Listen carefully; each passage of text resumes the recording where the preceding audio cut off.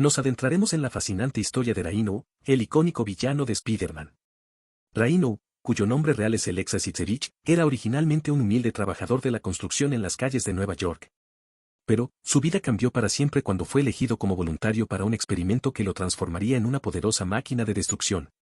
Dotado de una piel impenetrable y una fuerza descomunal, Rhino se convirtió en uno de los enemigos más formidables que Spider-Man ha tenido que enfrentar. La lucha entre Spider-Man y Rhino ha sido un enfrentamiento clásico en los cómics y las películas de Spider-Man.